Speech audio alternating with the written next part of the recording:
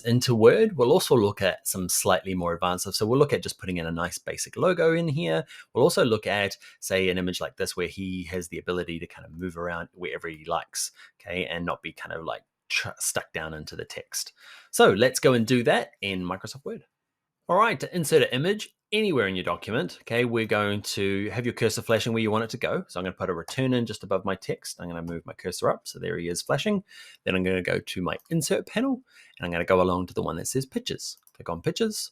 Okay, and it's going to open up my browser and I'm going to go and find it. If you know what it's called, you can just type in search here. Now by default, it jumps into pictures and see if it can find it in here. If yours is in here, job done. Okay, if it's somewhere else in the document, okay, I know that mine's on my desktop. Okay, I know mine's in the Word exercise files, and there's the logos that I've got. Now, if you've got a logo and you know it's in there, okay, but you can't see it, it's probably because it's a format that Word can't use. If you can't use things like EPSs and AI files and PSDs. Okay, so if it's there, you know it's there, but you can't see it, it's probably a format you can't use. To know it's there, go to All Pictures, go to All Files, and these are all the files that are in here, but what Word does is it just cuts it down to pictures that you can use. Thank you, Word. Okay, I'm going to use the Bring Your Laptop logo in here. I'm going to click Insert. Okay, and it's brought it in at an appropriate size, which is great. If yours comes in at ginormous size, okay, you might have to grab the corners and shrink it down.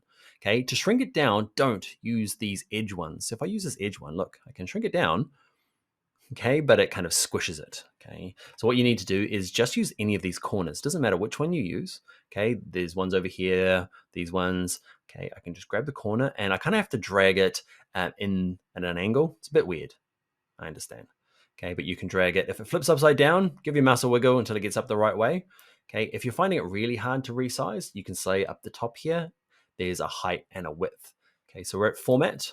Okay, we've clicked on an image, we're at Format, and over here we've got height and width. So you might decide, actually, I'm just gonna shrink this down to, say, 2 inches, and it's more of an appropriate size in there now. So that's putting an image just kind of normally. It's not very exciting. And he kind of moves along with the box that he's inside. What I'd like to do now is insert an image and let him be like a lone wolf to kind of be able to roam around the page wherever he likes.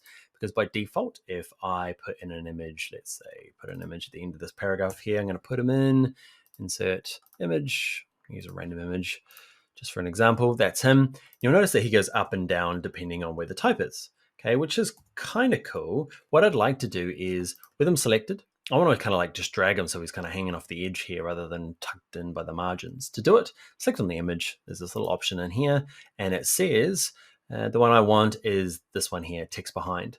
Okay, and or it could be in front, it doesn't matter. Either of these two options is going to give us the desired result. Watch this. Okay, so the text kind of like flows over top of it, or you can have it in front of it. But what happens is if I grab the edge now, can you see? He's this kind of like dude that I can move around and do whatever I want with. Okay, so that's how you kind of like detach him from being stuck in the text. You need to keep an eye out on this anchor, okay, still, because if I delete this anchor, the image is going to delete. So we need somewhere in the document to be held on to. So that's how to get an image to detach from the text and yeah, get him to move around by himself. All right, that's it for this video.